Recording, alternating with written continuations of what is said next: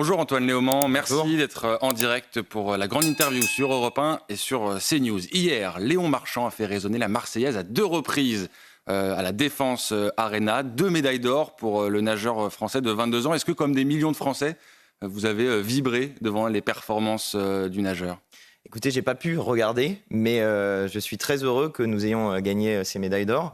Et je le félicite évidemment, Léon Marchand. J'ai lu un article ce matin qui disait qu'il avait remonté à la dernière seconde dans la première épreuve. Et vraiment, c'est une grande fierté pour notre pays qu'on encaisse comme ça un grand nombre de médailles d'or en ce moment. Donc c'est une grande fierté qu'il ait réussi à obtenir ces 2 médailles. Est-ce que vous êtes gagné par la ferveur des Jeux Olympiques ? On voit quand même une ambiance, en tout cas à Paris, pour ceux qui habitent à Paris. Il y a une ambiance spéciale pour les Jeux Olympiques. Alors, j'ai malheureusement peu de temps pour l'instant pour m'y intéresser en détail, mais je regarde assez régulièrement le classement des médailles. Pour ma part, je regarde où on en est dans le classement des pays. Et oui, moi, je suis toujours très heureux quand il y a des moments sportifs comme ça qui permettent de rassembler le peuple français. Vous regardez le classement de la France, donc vous ne partagez peut-être pas la ligne de votre collègue député insoumis qui dit que la couverture des JO est un peu trop chauvine. Il parle même de régression nationaliste. Il dit qu'en clair, le service public s'attarde trop sur les performances des Français. Je pense que ce qu'il a voulu dire, c'est que ça pourrait être intéressant de mettre en lumière un certain nombre d'athlètes d'autres pays, parce qu'il n'y a pas que la France qui gagne des médailles. Et l'idée de l'olympisme, c'est aussi de faire la paix par le sport, d'une certaine manière. Donc je pense que c'est ça qu'a voulu dire mon collègue. Et après, je crois aussi que nos compatriotes aiment beaucoup pouvoir voir que nos sportifs obtiennent des médailles, que c'est une réussite pour le sport français, une réussite pour celles et ceux qui font les formations des sportifs français, pour les clubs aussi qui portent nos sportifs à ce niveau-là de la compétition. Et en tout cas, c'est toujours une fierté pour notre pays quand on engrange comme ça les médailles. Et on est très fiers de nos sportifs français. Puisqu'on parle des Jeux Olympiques, un mot quand même sur la cérémonie d'ouverture. Jean-Luc Mélenchon a émis un certain nombre de critiques, particulièrement sur 2 tableaux, celui qui concerne la Révolution et celui qui ressemblait de très près à la scène. Est-ce que vous aussi, vous avez des réserves sur cette cérémonie ? Moi, j'ai adoré cette cérémonie d'ouverture. J'ai trouvé qu'elle était très typiquement française et qu'elle racontait une histoire assez belle de notre pays qui commence à la Révolution française et qui passe par Louise Michel, par la Commune de Paris et qui arrive jusqu'à aujourd'hui en mettant en lumière le peuple français tel qu'il est et non pas tel que certains voudraient qu'il soit trop pris dans des images passéistes, je crois. Moi, j'ai trouvé que c'était une très belle cérémonie et en même temps, je comprends l'idée que porte Jean-Luc Mélenchon, qui est l'idée qu'on peut critiquer l'art. Vous savez, le fait que Jean-Luc dise une représentation de Marie-Antoinette décapitée, c'est pas forcément génial, ça n'empêchera pas que lui comme moi défendions l'un et l'autre l'abolition de la peine de mort et que nous ne voulions pas revenir à la peine de mort. Certains, dans notre pays, ont proposé pendant longtemps le retour de la peine de mort, mais ils ne sont pas trouvés dans notre camp.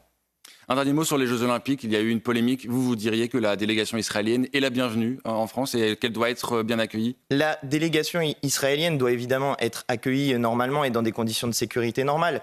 Le sujet qui était posé par mon collègue Thomas Porte, c'était de dire que si les Russes défilent sous pavillon neutre, il faut faire la même chose pour les athlètes israéliens. Je pense que les situations internationales sont très différentes pour autant. Je pense que ça, tout le monde peut l'entendre. C'est-à-dire que dans des situations dans lesquelles il y a des guerres, et où ce sont des bombardements qui parfois tuent par exemple des enfants, parce qu'en Palestine, on n'en parle pas, on en parle beaucoup moins dans la période actuelle, mais ce sont 40 000 personnes qui se sont fait tuer, dont essentiellement des femmes et des enfants. Bien, il n'est pas normal que si on édicte une règle pour les sportifs russes, on n'édicte pas une règle similaire pour les sportifs israéliens. D'autant plus que Tsahal, l'armée d'Israël, faisait le lien en 2021 dans une vidéo entre d'un côté les sportifs et de l'autre l'armée. C'est bien la preuve donc qu'il y a une idée d'associer les sportifs à une logique militaire chez Israël. Et voilà, ça aurait été une manière de traiter tout le monde sur un pied d'égalité.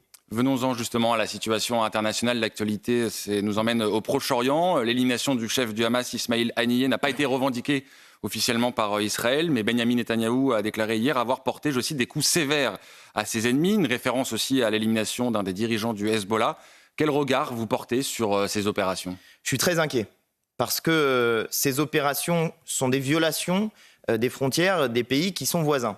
Et le principal risque actuellement dans la région, c'est précisément qu'il y a un embrasement qui touche d'autres pays. Je rappelle qu'au Liban, par exemple, nous avons une force qui est en place au Liban, qui est la FINUL, qui compte 700 militaires français. Donc, on ne peut pas se dire que c'est anodin le fait qu'Israël bombarde son voisin, bombarde la capitale de son voisin, et qu'ensuite, on se retrouve dans une situation qui peut provoquer un embrasement. Nous, les Français, nous y avons une responsabilité particulière en raison précisément de notre présence. Et moi, je suis inquiet pour nos militaires français. Même si c'est pour éliminer des personnes qui ont des liens avec des organisations qui ont participé à des actions terroristes. Précisément, ça n'est pas le sujet. Et c'est précisément le sujet sur lequel essaie de nous emmener Israël. C'est en raison du motif qu'on essaye de tuer des chefs d'organisations avec lesquels on n'est pas forcément en accord, mais en raison de ça, alors on fait une violation de la frontière de son voisin. Et ça, c'est une violation du droit international. Personne ne peut accepter ça. Est-ce qu'on accepterait que la Belgique vienne bombarder Paris pour cibler quelqu'un avec qui elle n'est pas d'accord ? Bien sûr que non. Bien sûr que non. Même si nous-mêmes n'étions pas nécessairement d'accord avec la personne qui se fait tuer dans cette frappe. Mais c'est ça le sujet qui est en jeu. C'est est-ce que oui ou non, on va vers un embrasement généralisé de la région. L'ONU est très inquiète sur ce sujet-là. Il ne s'agit pas d'un désaccord, il s'agit d'une organisation terroriste qui appelle à l'éradication de l'État d'Israël. Bien sûr, mais moi je suis pas d'accord avec le chef du Hamas si c'est ce que vous essayez de savoir. Vous le qualifiez de terroriste d'ailleurs, le chef du Hamas ? Mais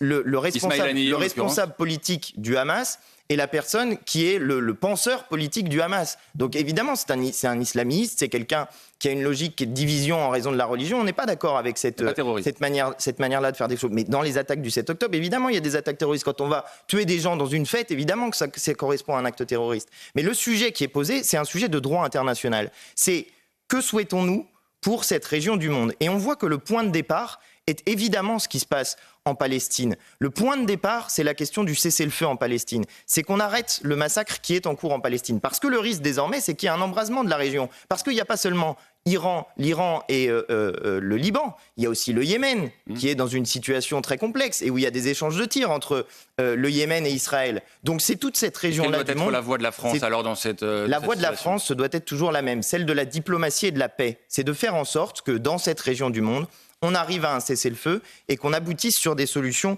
diplomatiques. Je voudrais dire une dernière chose, si vous le permettez, car c'est un sujet dont on ne parle pas beaucoup, mais il y a des otages français détenus en Iran. Et je voudrais saluer et dire que nous demandons leur libération de Cécile Collère, Jacques Paris et Louis Armand, parce qu'on n'en parle pas de la présence des otages français au Liban en Iran, et je souhaitais le faire. Et il y a aussi des otages français retenus toujours dans la bande de Gaza. Vous appelez là aussi à leur libération ? Bien sûr, évidemment que nous appelons à la libération des otages dans la bande de Gaza. Mais je signale que en faisant ce que fait M. Netanyahou, et d'ailleurs c'est une critique qui est portée en Israël par un certain nombre de personnes qui manifestent contre M. Netanyahou, eh bien en faisant ce qu'il fait, il empêche la libération des otages, parce qu'il y a eu plusieurs propositions de cessez-le-feu qui ont été faites avec en contrepartie la libération des otages, et M. Netanyahou pour l'instant a refusé.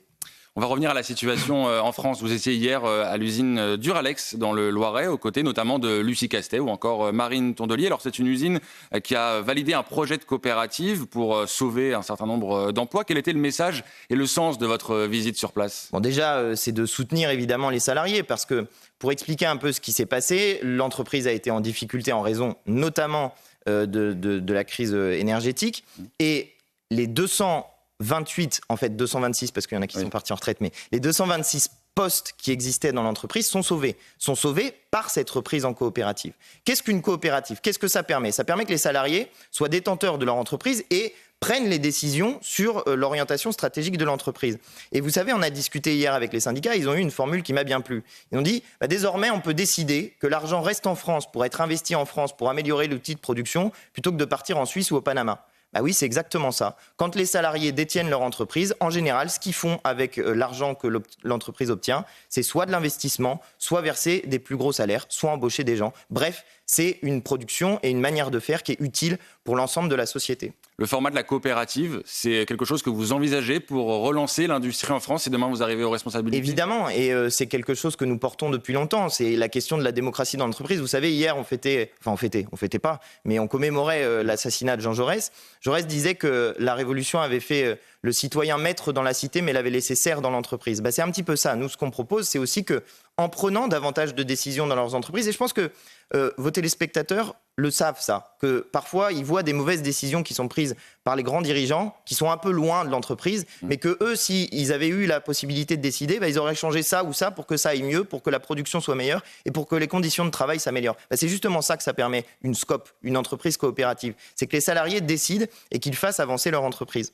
Qu'est-ce que vous répondez à ceux qui vous accusent d'une forme de récupération, de coup de com' pour ceux qui n'ont pas vu les images et pour nos auditeurs sur Europe 1, vous étiez vêtus de bleu de travail hier avec Olivier Faure, Marine Tondelier et Lucie Castet. Le maire d'Orléans parle d'un coup de com', le ministre démissionnaire de l'Industrie dit que vous étiez venu saluer son action Vous n'avez pas forcément été très bien accueilli par un certain nombre de représentants politiques. Non, mais ça me fait beaucoup rire, parce que si on va dans l'entreprise, c'est à l'invitation des salariés, c'est avec l'accord des salariés. Vous pensez qu'on visite une usine sans que les salariés soient d'accord? Bien sûr que non, ça n'arrive pas. Ensuite, le bleu de travail. Mais pourquoi exactement mettons cette veste bleue? Parce qu'il peut y avoir des projections, c'est une tenue de protection. On n'a pas parlé de nos chaussures de sécurité. Je pense que ceux qui font la critique, soit n'ont jamais travaillé dans une usine, soit n'ont jamais visité d'usine. Parce que dans n'importe quelle usine qu'on visite, il y a une tenue de sécurité. Et en l'occurrence, là, c'est le bleu de travail, la tenue de sécurité. Bah voilà, le bleu de travail, il a une fonction, il protège les habits des salariés. On fait comme les salariés, on met le bleu de travail parce que ça nous a été demandé. Et ensuite, sur la question de la récupération politique, là encore, ça me fait bien rire. Alors voilà, tout le monde qui devient favorable au fait qu'on fasse des coopératives. Mais j'attends de voir Monsieur Lescure. Enfin non, j'attends pas de le voir parce que j'espère qu'il s'en aille et qu'il dégage et qu'on prenne sa place. Mais par contre, j'attends de voir les macronistes défendent maintenant de manière sérieuse et rigoureuse le modèle coopératif qu'ils critiquaient dans notre programme en disant que c'était le communisme et le bolchevisme. Donc, vous savez, Monsieur Lescure m'a fait un peu rire parce que sa prétendue aide de 19 millions d'euros, sur cette aide, il y a 15 millions d'euros qui sont un prêt en raison de l'augmentation des coûts de l'énergie. Coût de l'énergie dont il aurait pu demander le blocage des prix de l'énergie. C'est-à-dire, il se félicite de son inaction dans un autre secteur qui, par ailleurs, a touché l'intégralité du peuple français avec l'augmentation des factures d'énergie. Ces gens sont des pitres. Ces gens sont des pitres qui n'ont rien fait, ne font rien, et ensuite viennent faire la leçon à ceux qui sont aux côtés des salariés. Il nous reste un peu plus de 2 minutes. Un mot sur Lucie Castet. Madame Macron a semblé opposer une fin de non-recevoir à sa candidature pour le poste de Matignon. Est-ce que vous y croyez toujours? Est-ce qu'elle va arriver à Matignon toujours, selon vous? Bah oui. Moi, je soutiens évidemment la candidature de Lucie Castet. Elle est soutenue par l'ensemble du nouveau Front populaire. La logique d'une élection, depuis 1877, c'est que la force politique arrivée en tête gouverne le pays, ou au minimum essaye de gouverner le pays. J'en entends beaucoup qui nous disent qu'ils vont faire une motion de censure si jamais c'est un gouvernement... On dit un gouvernement avec des membres de LFI, voilà. Motion de censure immédiatement. Et ben, j'attends de voir des gens qui vont faire une motion de censure contre l'augmentation du SMIC, avec l'abrogation de la réforme des retraites, contre le blocage des prix. Il y a des ça veut dire que texte par texte, pour être très concret pour les auditeurs et les téléspectateurs qui nous écoutent, sur un texte comme l'abrogation de la réforme des retraites, par exemple, vous pourriez vous allier avec le Rassemblement national parce que vous avez le même but. Vous avez pas tout à fait compris la logique. C'est qu'à l'intérieur de l'Assemblée nationale, chacun vote comme il veut. Donc s'il y en a qui ont envie de soutenir nos propositions, je ne fais jamais de tri dans les gens même qui avec le Rassemblement national. Mais enfin, le Rassemblement national, ils ont voté contre l'augmentation du SMIC, par exemple. Si d'un seul coup, ils décident qu'ils sont pour l'augmentation du SMIC, mais c'est très bien. C'est une bonne nouvelle si jamais le Rassemblement national, d'un seul coup, a compris que le problème, c'était l'augmentation des salaires dans ce pays. Mais jusqu'à présent, ils ont plutôt dit l'inverse. Et ils ont même dit que c'était pas possible de le faire. Sur Lucie Castet, comment vous dites vouloir contraindre le président de la République à la nommer à Matignon? Par quels moyens? Est-ce qu'une mobilisation dans la rue, par exemple, ça fait partie de vos possibilités? Bien sûr. Des choses que vous envisagez? Bien sûr, mais c'est pas à nous d'en décider depuis un bureau en disant allez, maintenant c'est l'heure de la révolution. C'est pas comme ça que ça se passe. Mais vous appelez à la révolution? Mais non, on n'appelle pas à la révolution. Je suis en train de vous dire que précisément, ce qui s'est passé, par exemple, en 1936, c'est qu'il y avait des grandes mobilisations populaires pour demander l'augmentation des salaires, pour demander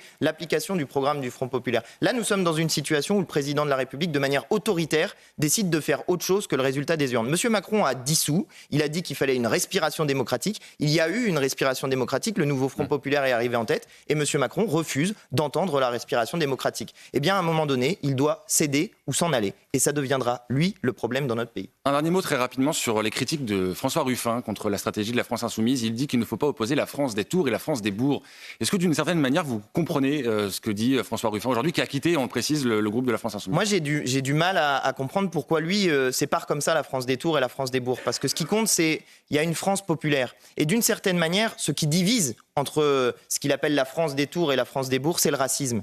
C'est pas les gens dans les tours qui ont un problème avec les gens dans les bourgs. C'est plutôt l'inverse, en l'occurrence. Et les gens qui ont un problème avec les gens dans les tours, ils oublient que, pour une large partie, eh bien, ce sont ceux qui font tourner le pays par leur travail.